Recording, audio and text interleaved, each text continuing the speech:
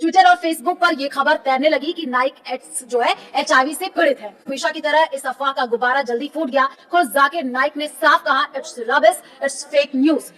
उनकी उम्र में खूब खूब बरकत अता फरमाए और जो पाबंदियां दुनिया में उन पे लगी हुई हैं अल्लाह ताला वो पाबंदियां उनसे दूर फरमाए। और यही हमारी राय है। उनके अकायद में और अहले सुन्नत वल जमात के अकायद में कोई फर्क नहीं है। जो अकीदा तहाविया में अकायद लिखे हुए हैं उसी अकायद के हामिल है वो। डॉक्टर जाकिर नाइक के बारे में उलमा का मौक़िफ़ क्या है? बहुत से उलमा डॉक्टर जाकिर नाइक पर तनकीद करते हैं कि वो आलिम नहीं, और कुछ लोग इनको मुजद्दिद का दर्जा देते हैं। क्या डॉक्टर जाकिर नाइक को सुनना दुरुस्त है या नहीं? हबीब साहब सऊदी अरब से। देखिए, डॉक्टर जाकिर नाइक के बारे में इफरात और तफरीत है। कुछ लोग तो उनको बहुत ही बढ़ा देते हैं कि कल मेरे पास विरासत के मसाइल के लिए लोग आए थे तो मैंने उनको मसला बताया। बिनोरी टाउन का फतवा भी था उनके पास। मैंने कहा कि ये भी फतवा वही है जो मैं बता रहा हूँ आपको। तो उलमा, मैंने कहा किसी भी मदरसे से आप फतवा लेंगे तो जो फतवा सारी दुनिया के मदारिस का है वो इसमें एक ही है।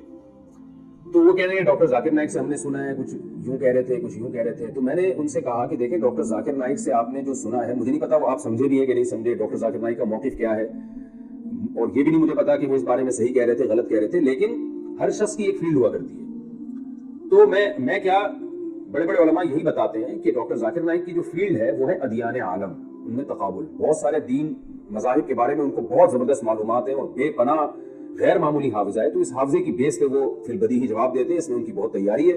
तो ये उनकी फील्ड है, इसमें दुनिया उनकी मोहताज है। इस फील्ड में और भी बहुत से उलमा हैं, लेकिन जिस तरह से डॉक्टर जाकिर नाइक ने जदीद तरीक़ों को इस्तेमाल किया और बेपनाह हाफिज़े का इस्तेमाल किया, उसमें मेरी मालूमात की हद तक उनकी कोई मिसाल नहीं मिलती। तो इसमें वो इमाम है लोगों के। लेकिन जो फ़िक़ही मसाइल हैं, जैसे विरासत के मसले हैं, इसमें तो बाकायदा प्रैक्टिस होती है। बड़े बड़े उलमा की निगरानी में मसाइल हल करने पड़ते हैं। इसमें जो है वो तरबियत की जाती है उलमा की कि विरासत के मसाइल को कैसे हल करना है। बहुत पेचीदा मसाइल होते हैं बसा औक़ात विरासत के। तो ये वो तबका है जो जिन्होंने जनाब मोहतरम डॉक्टर जाकिर नाइक को इतना बढ़ा दिया कि वो मसाइल भी अब उन्हीं से पूछना शुरू कर दिए।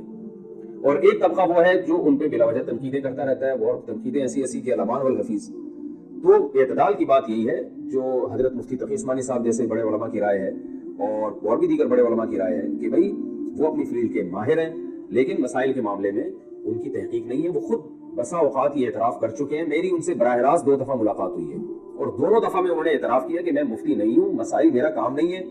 तो हमने उनसे पूछा कि आप फिर बताते क्यों? उन्होंने कहा लोग इसरार करते हैं बहुत ज्यादा, खासतौर पर गैर मुस्लिम पूछते हैं, तो मुझे जो कुछ मालूमात होती है मैं बता देता हूँ। और उन्होंने ये भी बताया कि मसाइल के मामले में मेरी आरा में रुजू भी बहुत हुआ है, तब्दील भी बहुत हुई है। कि पहले मुझे कुछ मसाइल थे जिनकी पूरी तहकीक नहीं थी, मैंने बता दिया, लेकिन फिर मुझे एहसास हुआ, जिसमें उन्होंने 3 तलाक के मसले के बारे में बताया कि पहले मेरी राय ये थी कि 3 तलाक एक होती है, तो मैं बरमला बताता था। बाद में और रिसर्च की तो पता चला कि नहीं भी है, इसके मुकाबले में दूसरी भी बहुत मजबूत राय मौजूद है।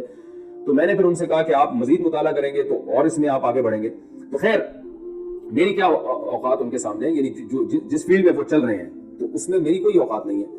लेकिन ये कि मसाइल के मामले में मुफ्तियान किराम, और मैं कहता हूँ हर वो शख्स नहीं जिसके नाम के साथ मुफ्ती लगा हुआ है, बल्कि किसी रिलायबल इदारा उसकी कोई रिलायबल इदारा उसकी जिम्मेदारी लेता हो, बाकायदा वो किसी मजबूत इदारे में दारुल इफ्ता में बैठते हैं, उलमा की निगरानी में ये काम सीखा हो। वरना आज पत्थर उठाओ मुफ्ती निकल रहा है नीचे से।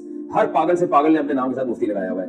और कोई हमारे यहाँ पाकिस्तान में तो कोई मैयार ही नहीं है ना कि जिसको चाहो मुफ्ती लगा के। मुफ्ती अब्दुल कवी का कैसा स्कैंडल चला है, लोग मुझे कहने लगे मुफ्ती अब्दुल कवी ने ये किया। मैंने कहा पहले ये तो साबित करो कि मुफ्ती भी है कि नहीं है। तो जिसके नाम के साथ चाहो मुफ्ती लगा दो, इतना सस्ता लफ्ज हो गया हमारे मुआशरे में।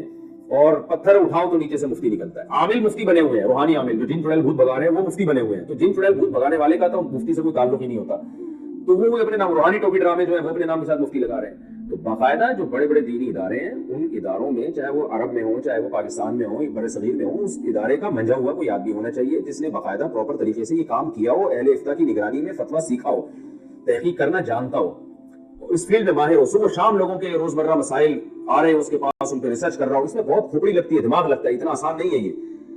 तो मैंने जब जिंदगी में पहला फतवा लिखा था ना, तो मुझे अंदाजा हो गया था ये कितना मुश्किल काम है, फतवा लिखना कितना मुश्किल काम है। तो उलमा की निगरानी में बैठ के लिखना, आवाम को तो बेवकूफ बनाना बहुत आसान होता है। कोई भी हदीस का रेफरेंस रट्टा लगा के आप पब्लिक के सामने रख दें तो लोग बेवकूफ बन जाते हैं। तभी आप देख लें मार्केट में नए नए लोग आए हुए जो प्रॉपर आलिम नहीं है लेकिन मुफ्ती बने हुए हैं। हालांकि मुफ्ती तो आलिम के बाद बनता है। तो ऐसे लोग आए हैं जो आलिम ही नहीं है लेकिन डायरेक्ट, यानी एक ऐसा शख्स है जिसने MBBS तो किया नहीं है लेकिन वो गुर्दों का स्पेशलिस्ट बन गया। तो गुर्दों का स्पेशलिस्ट, किडनी स्पेशलिस्ट तो बहुत बाद में जाके बनेगा, पहले तो सादा डॉक्टर तो बनेगा ना वो। तो अब ऐसे मुफ्ती मार्केट में आ रहे हैं, मुहक्किक आ रहे हैं मार्केट में कि वो प्रॉपर आलिम ही नहीं बने, अरबी ग्रामर तक नहीं आती उनको। عربی عبارات تک نہیں پڑھ سکتے اور وہ جناب مفتی بنے ہوئے ہیں. تو یہ قیامت کی علامات ہیں. نبی صلی اللہ علیہ وسلم نے فرمایا قرب قیامت میں علماء اٹھا لیے جائیں گے اور لوگ جاہلوں کو اپنا سردار بنا لیں گے. تو اس لیے مسائل کا جو علم ہے نا یہ بہت نازک پیچیدہ علم ہے. اس میں باقاعدہ پراپر مفتیان کرام سے رجوع کیا جائے گا, ان سے رابطہ کیا جائے گا.